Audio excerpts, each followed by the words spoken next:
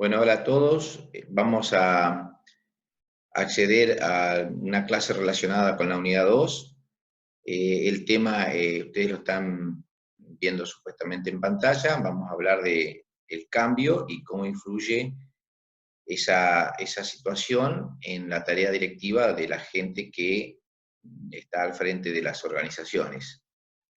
Nosotros llamamos tarea directiva, pero me estoy refiriendo en este caso a el proceso de administración, pero de aquellos que ejecutan tareas en los niveles gerenciales, zona media y alta, porque son los que verdaderamente son directivos, están en situación de superioridad en escala. No me estoy refiriendo tal vez a los de primera línea de base como supervisores y demás. Entonces, bueno, teniendo en cuenta la presentación, quiero que al finalizar la charla tengamos todos claro cuáles fueron los objetivos. En ese caso, qué es el concepto de cambio, también me gustaría que quede claro. ¿Por qué la necesidad de cambiar? Si nos tenemos que preguntar. ¿Y cómo podríamos hacer para tener un proceso de cambio que de alguna manera se transforme en exitoso? Y también vamos a intentar dejar algunas herramientas que lo faciliten. Pensemos en el cambio. Podemos abordarlo desde el punto de vista individual, del punto de vista empresarial, del punto de vista social. En definitiva, digamos, el cambio es una variable que nos afecta transversalmente a todos. Nosotros cuando pensamos en cambio siempre nos trae la idea de transformación, es decir, algo que se presenta en un estado actual, pero que por imperio del cambio van a cambiar. Y la idea es que justamente cambiemos a un estado que deseamos que se produzca. De alguna manera el cambio nos viene a romper con la inercia de siempre hacer las cosas de la misma manera, situación a la cual el ser humano es muy proclive, a mantener el statu quo, a mantener las cosas como siempre se hicieron. Entonces el cambio nos viene de alguna manera a sacudir y a hacer pensar y reflexionar la necesidad de cambiar para poder adaptarnos mejor.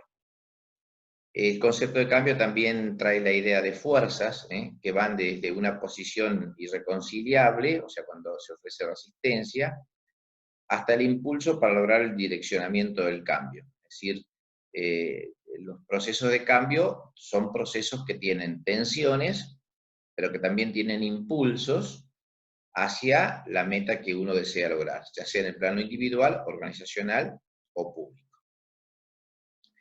En este esquema que están viendo en pantalla, es una manera gráfica de mostrar fundamentalmente las etapas o los procesos por los cuales atraviesa la empresa cuando encara un proceso de cambio. Por ejemplo, si quiere incorporar una nueva tecnología, si desea abordar un nuevo mercado, si quiere asociarse con otra empresa para abordar un mercado más amplio.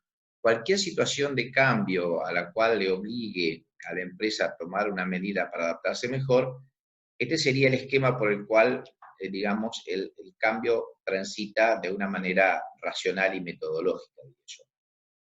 Fíjense que en el centro del esquema está el número 8 y dice compromiso con los involucrados. Yo creo que ese es el paso fundamental para poder lograr el cambio, que haya un compromiso con los involucrados. Sin compromiso va a ser difícil que el cambio se instale. Después, cuando toque detallar un poco más esa fase, quizás hablemos un poco más de compromiso, pero si yo tuviera que rescatar un ingrediente, rescataría ese. El compromiso elevado de los involucrados me va de alguna manera a facilitar mucho la consecución del cambio instalado. Fíjense entonces que tenemos 8 pasos, desde reconocer y entender la necesidad del cambio, porque muchas veces también, cierto, nos tenemos que plantear, y es necesario cambiar, es obligatorio cambiar. Bueno, esa es la primera pregunta, ese es el disparador. Mucha gente dice, no, pero ¿para qué voy a cambiar si así estoy bien?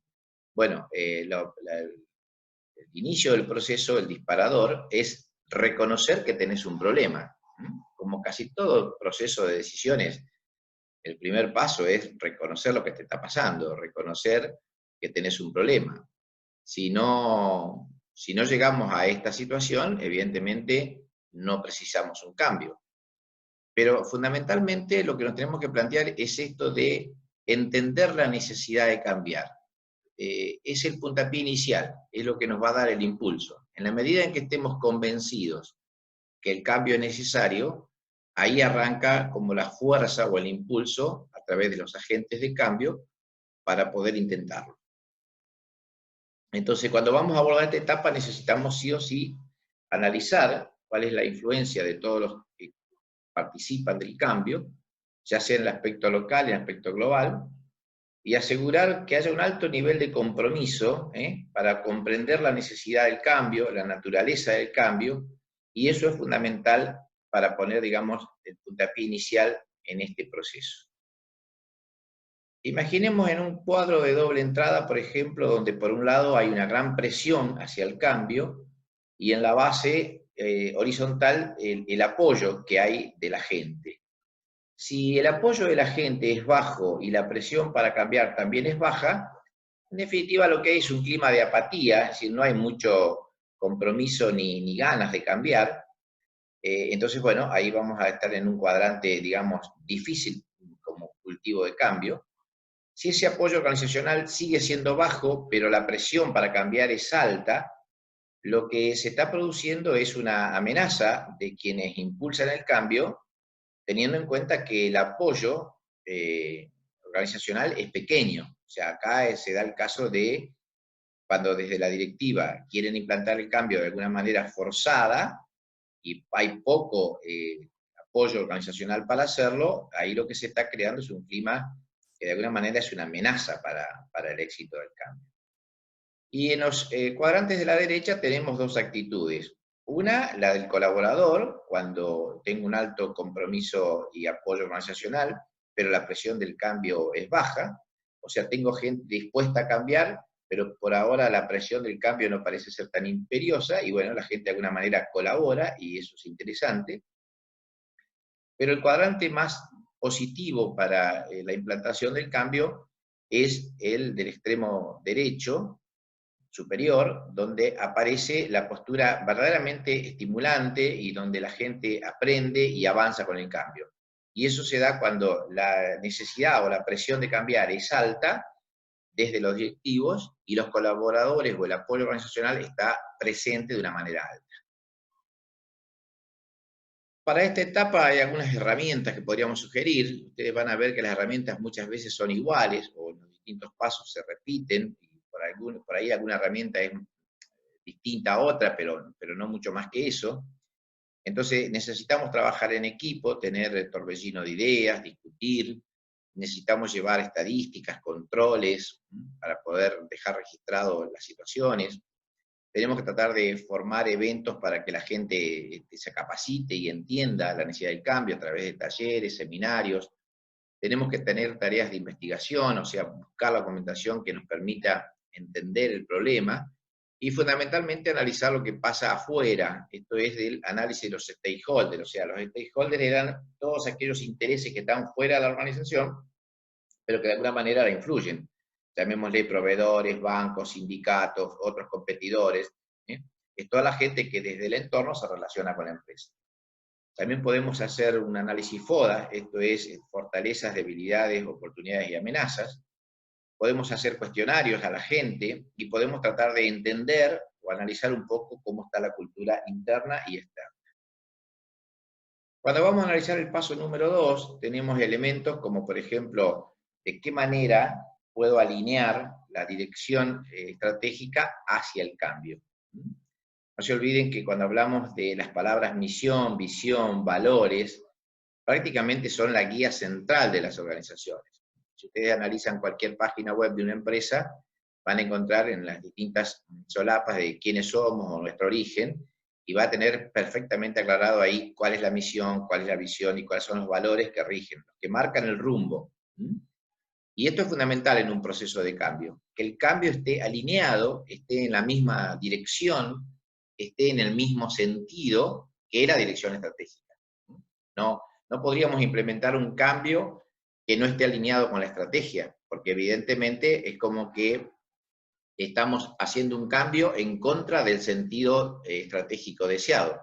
Con lo cual, si hemos fijado una estrategia de ser líderes en el mercado, si hemos fijado una estrategia de entrar al mercado con precios bajos, si hemos elegido una estrategia de diferenciarnos de la competencia, bueno, los cambios tienen que estar alineados en ese sentido y tener comportamientos acordes y en línea, de ahí la palabra, alineado, con la estrategia de la empresa.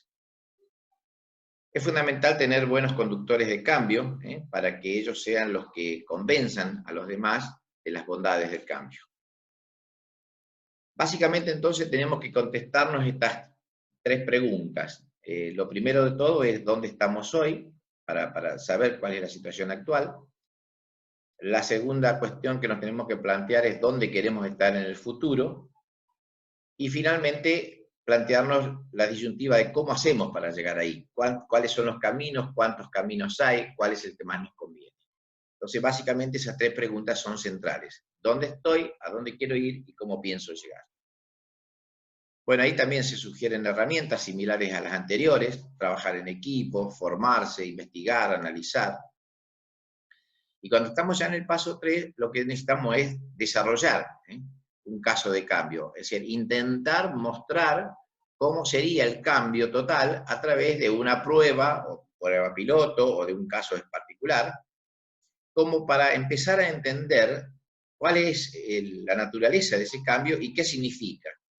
Ahí tenemos que plantearnos las brechas, es decir, cuán lejos estoy entre la situación actual de la organización y la situación esperada.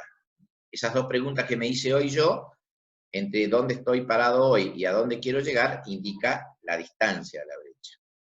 Fundamentalmente necesito entonces reunir evidencias para persuadir a los involucrados. Si estoy tratando de mostrar una necesidad de crecimiento de las ventas, por ejemplo, necesito mostrar una curva de crecimiento que diga, bueno, a primer trimestre del 2019 tenía X cantidad de ventas logradas. Al cabo de 2 años, esto es en el primer cuatrimestre del 2021, quiero tener un total de ventas duplicado. Bueno, eso es una evidencia de dónde estoy y a dónde quiero ir. Y esa es la brecha que los próximos pasos tendrán que tratar de solucionar. Acá las herramientas se siguen repitiendo en algunos casos, hay algunas nuevas. El diagrama de Pareto, la relación del 80-20, seminarios, conferencias. Aparece la palabra benchmarking. En algún momento esa palabra la van a explicar mejor que yo los libros, pero la vamos a sintetizar como la posibilidad de copiar, la posibilidad de emular, la posibilidad de aplicar lo que otro ya aplicó con éxito. Me refiero a tecnologías de punta, me refiero a métodos tecnológicos para insertar el cambio, a la cultura imperante adentro y afuera de la empresa. Todo eso es importante porque si otro ya lo hizo y lo hizo bien, de alguna manera tenerlo de referencia significa transitar un camino del cambio con algún grado de seguridad más. El paso 4, que es desarrollar una estrategia para el cambio, o sea, en un paso anterior habíamos visto que era necesario alinear el cambio a la estrategia general. Ahora en este paso lo que vamos a intentar explicar es qué estrategia, una vez definido el cambio que necesito, qué estrategia uso para poder llevarlo adelante.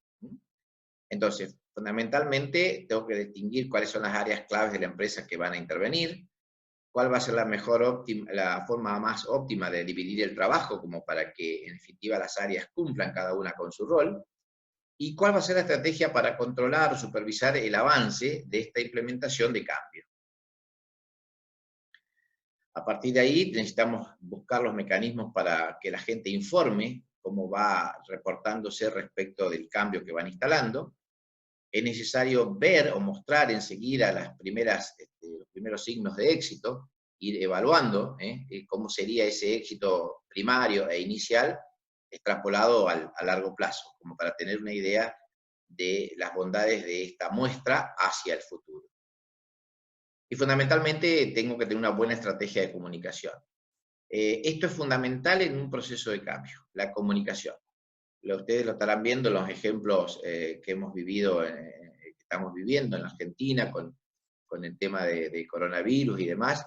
Fíjense la importancia de la comunicación. La comunicación sirve para sacar dudas, la comunicación sirve para educar, sirve para formar, sirve para saber a qué atenerse, y a veces la falta de información o de comunicación, o una comunicación deficiente, hace que los comportamientos humanos no sean alineados en el sentido del cambio. Por eso que es fundamental, para evitar errores en los cursos de formación y en cualquier otra herramienta de las mencionadas, que la comunicación sea efectiva, sea eficiente, sea suficiente, sea oportuna. Entonces, en las herramientas del paso 4 vamos a tener algo parecido a las anteriores, diagramas de causa-efecto para ver cuáles son las consecuencias del cambio, seminarios, talleres, discusiones en grupo. Todo esto tiene que ver con la comunicación del cambio y el desarrollo del mismo. Bueno, entonces, la estrategia de comunicación puede ser varias. Tenemos internet, tenemos pizarras, volantes, publicaciones internas, todas las cadenas de mails que podemos usar. En definitiva, hoy en día hay muchísimas oportunidades para usar como vehículo de comunicación. Si llegamos al paso 5, vamos a intentar acá desarrollar realmente un plan de cambio, ya ahora sí, más global, más integral, ver si existen proyectos o iniciativas que puedan contribuir o podrían llegar a actualizar el cambio, o sea, proyectos que a lo mejor ya estaban vigentes o desarrollándose, y hay que ver si son compatibles con el nuevo cambio. Tratar de implementar la estrategia esta fijada en el paso anterior, y fundamentalmente asignar responsabilidades y recursos. No hay ningún cambio, escuchen esto, no hay ningún cambio que sin responsables y sin recursos suficientes pueda implementarse. Vuelve a ser el factor humano, vuelve a ser quien dirija el cambio, vuelve a ser la responsabilidad y el compromiso el elemento central.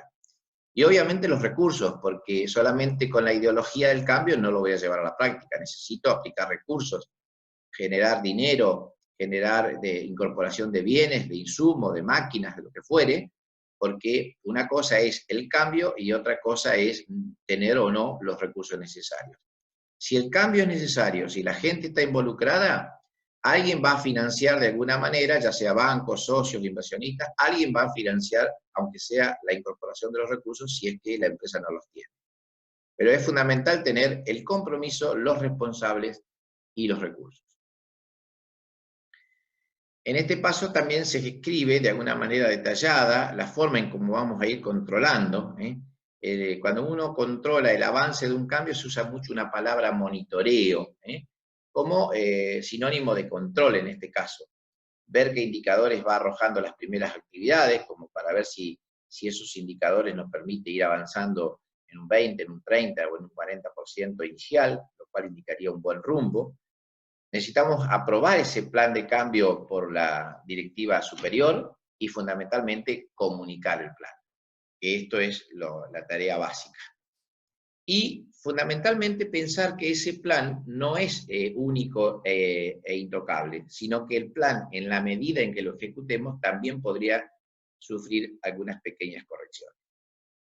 Bueno, las herramientas de alguna manera se mantienen, a veces cambian algunas, pero básicamente se mantienen. La idea entonces es explicarles ahora el paso 6, como algo para implementarlo el cambio. En este caso, lo que necesitamos sí o sí es gente comprometida, como decíamos, manejar muy bien las expectativas. Acá aparece una situación donde la gente, al enfrentarse al cambio, se genera expectativas. Algunas expectativas de la gente pueden ser más pesimistas, otros pueden ser más optimistas, y entonces ahí hay que reportar a ver cuál es el comportamiento de la gente, cómo reacciona la gente, cómo se involucra y se compromete al personal en todos los niveles a favor del cambio. Ni bien haya los primeros cambios positivos de la gente, es digno de celebrarlo. ¿Por qué? Porque cuando uno puede mostrar entre los colaboradores un resultado positivo, aunque sea pequeño, de alguna manera tiene un gran efecto de convencimiento, como diciendo, bueno, si tenemos primeros buenos resultados, quiere decir que si esto lo seguimos, a la larga el éxito va a estar asegurado a través del cambio.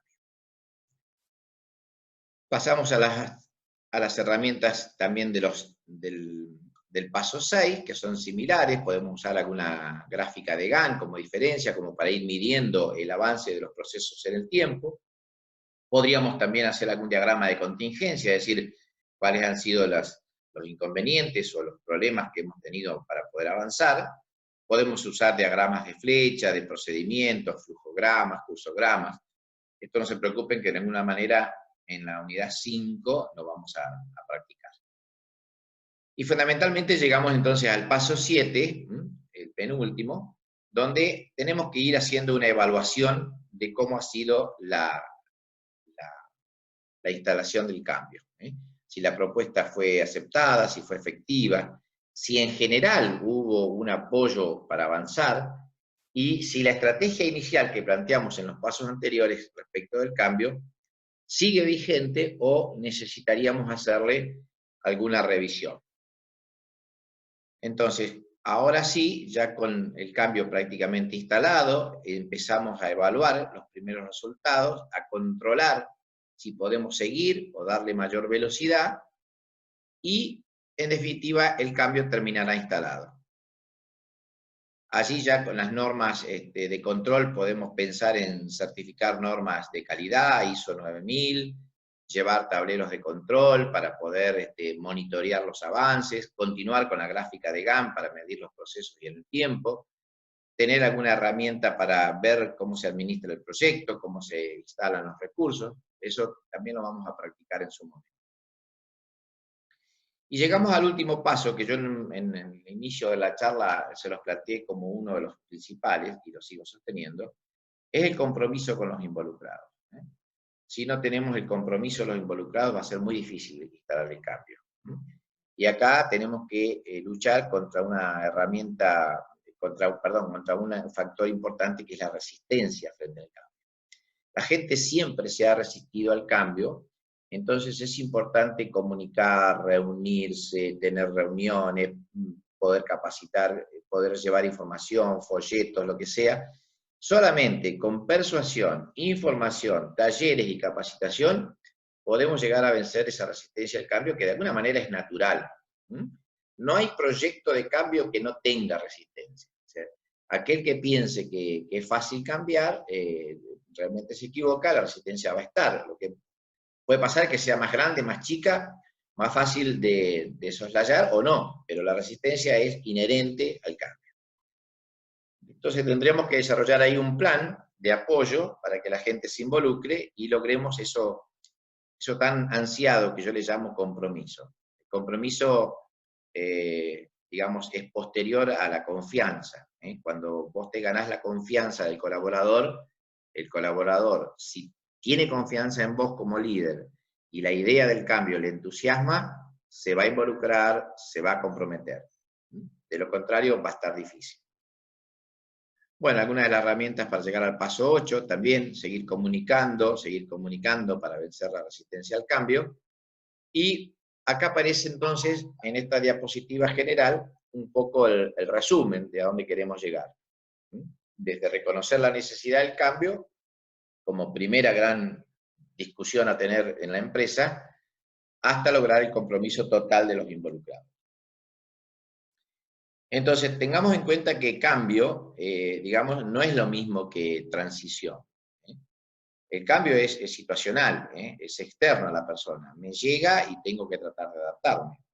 Un nuevo edificio, un nuevo jefe, funciones nuevas, una política nueva en la empresa, todo eso serán ejemplos de cambio que me vienen dados y tengo que tratar de adaptar. La transición es distinto. La transición es un proceso psicológico por el cual las personas tienen que aceptar, pasan de un estado de sorpresa y de desconocimiento a una situación nueva. Y por supuesto la transición es lenta, porque la gente necesita tiempo para incorporar el cambio y tiempo para convencerse, dejar de resistirse y, por el contrario, pasar a apoyar el cambio. pero no, obviamente esto no es de un día para el otro, no es de un sábado para un lunes, y mucho menos es automática. Hay veces que los procesos de transición son más largos de lo esperado. Entonces, fíjense en esta gráfica que relacionamos el cambio con la transición, y es como que hay tres grandes sectores o partes distribuidas en el tiempo. La primera parte es lo que a la gente le cuesta, que es dejar lo anterior, dejar el estado del confort, dejar la costumbre de hacer todas las cosas de la misma manera, mantener el lugar, mantener la actividad. La gente se resiste a dejar su ambiente, a dejar la costumbre de trabajar igual, y en la cual se sentía de alguna manera con un estado de confort. En la etapa siguiente, en la medida que el cambio se va instalando, la persona o las personas ingresan en lo que se llama la zona neutral. Y esta zona neutral puede ser larga a veces. Allí se generan las confusiones, la gente no entiende muy bien para qué se da el cambio. Algunos se van acoplando, o sea, son los primeros en acoplarse al cambio, y esto yo los llamo agentes de cambio, porque son realmente pioneros. Después viene el proceso por el cual algunos van asimilando la cuestión, y en definitiva algunos se comparan con, digamos, aquellos que estaban todavía neutros. Dicen, bueno, ¿qué hago? ¿Me opongo o trato de acoplarme? Y bueno, ahí cada uno evaluará las conveniencias, otros se empezarán ya a entrenar en el nuevo paradigma, y así se va transitando la zona neutral.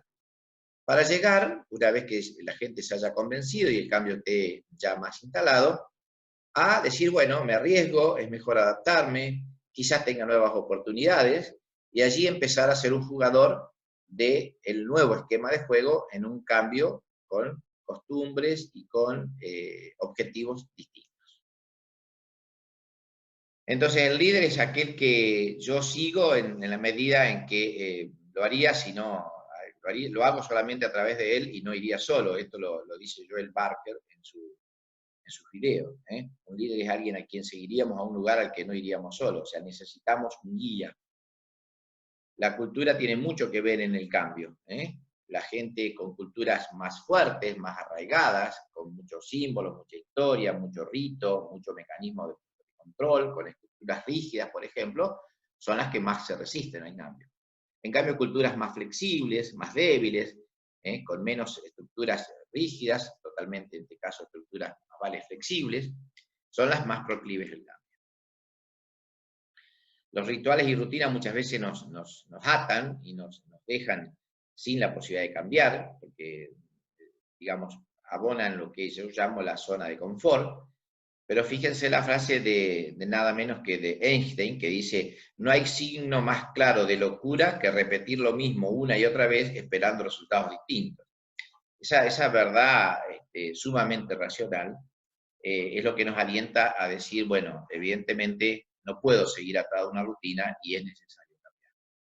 Los símbolos y el lenguaje también, en alguna manera, nos juegan en este papel de resistencia al cambio. Estudie las frases que parecen ciertas y póngalas en dudas. Es decir, de alguna manera, tener símbolos y tener un lenguaje en la empresa común es bueno, pero también debe estar sometido a la posibilidad de cambiar.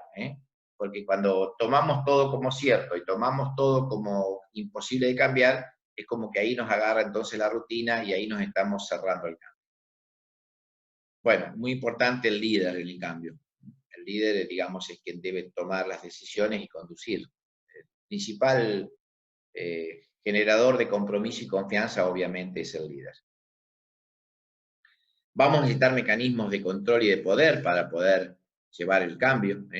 Necesitamos educar, necesitamos poder convencer a la gente y no plantearnos en una cuestión de necedad, como dice aquí la pantalla. ¿Por qué? Pregunté. Porque soy tu jefe, me respondió. O sea, nadie va a entrar mansamente al cambio si su jefe le contesta no porque no, sí porque sí, y tenés que hacerlo porque soy tu jefe. Si en una situación de extremo abuso de poder, es muy difícil que la gente se involucre o se comprometa. La estructura de la organización debe ayudar, necesitamos trabajar en equipos, no debemos tener políticas muy duras ni muy rígidas, más vale abrir la participación para que la gente pueda aportar también sus ideas, y fundamentalmente integrar una estrategia de cambio donde al principio puede ser que digamos, no, pero ese cambio para mí no es, eso es solo para la gran empresa, y yo creo que los cambios tienen esta ventaja de poder aplicarlo de manera modular, si se quiere, es decir, primero lo hago pequeño, después lo hago un poco más grande, hasta que encaro el cambio grande. Como dice la diapositiva, pienso en grande, que eso es lo importante, eso es lo que me va a llevar a crecer, empiezo con un pequeño cambio, empiezo en pequeño, pero luego la escala va a aumentar. Bueno, y fundamentalmente lo que hoy marqué como un elemento fundamental, la comunicación. Esto es lo que va a garantizar vencer la resistencia al cambio, esto es lo que va a ratificar el rumbo. La mayor parte del tiempo, dice la diapositiva, no nos comunicamos, solo tomamos turnos para hablar.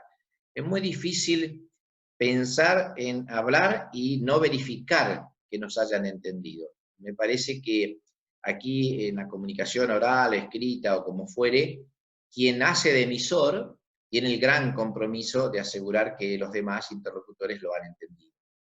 Pero bueno, lo dejamos acá como un punto importante y ya vamos a tratarlo en algunas unidades posteriores al tema de la comunicación y al proceso de influencia. Bueno, para ir sintetizando entonces la charla de hoy, les puedo comunicar entonces que no tenemos que quedarnos con barreras, sino que tenemos que facilitar la actitud. Una barrera, por ejemplo, sería no creer en ti mismo, o sea, si yo mismo digo, no, esto no es para mí, al contrario, tengo que ser positivo, tengo que ser optimista, aclarar bien cuál es mi visión y visión. No tengo que pensar en una barrera que los demás me van a resolver los problemas, es decir, yo tengo que salir a buscar la solución. Es mi propia responsabilidad buscar solución de mi situación ante el nuevo cambio. Tengo que tener la actitud esa de flexibilidad para poder escuchar. Tengo que establecer metas de mi sector o de mi área que sean alcanzables realmente. No me tengo que proponer un imposible, porque eso lo único que voy a ganar es crear una frustración. Todo lo contrario, las metas que me proponga tienen que ser, si bien desafiantes, pero alcanzables. Otra de las barreras comunes es ir demasiado lento. A veces los cambios hay que imprimirles velocidad, decisión, rapidez. No nos olvidemos que por ahí el competidor o la empresa de enfrente también está en un proceso de cambio y muchas veces el premio es para el que llega primero al mercado. Resistirse al cambio es casi inexorable. Lo que hay que hacer es tener la sabiduría, la cultura y la posibilidad de cambiar. No me tengo que resistir permanentemente al cambio, aunque de entrada lo vea así. Y, como usa la metáfora de la diapositiva, girar cuando la ola gire. Es decir, acá se requiere elasticidad de conocimiento y de práctica para poder cambiar. Bueno, muchas veces la gente toma un papel de víctima y esto es una barrera. No gano nada con preguntarme o plantearme ¿y por qué a mí? ¿Por qué me tocó a mí? Yo creo que eso no sirve. Todo lo contrario, hay que tener una actitud de decir, bueno, el hecho está acá, llegó, posiblemente llegue para instalarse, y no me queda otra que intentar adaptarme de la mejor manera, para justamente seguir adelante. Tampoco me interesa marearme con seguir haciendo un trabajo que ya la gente lo considera inútil o no es importante. Esta es otra manera también de resistirse al cambio. La gente dice, no, yo voy a seguir haciendo lo mío, lo importante, el día que me digan que no lo haga más veremos.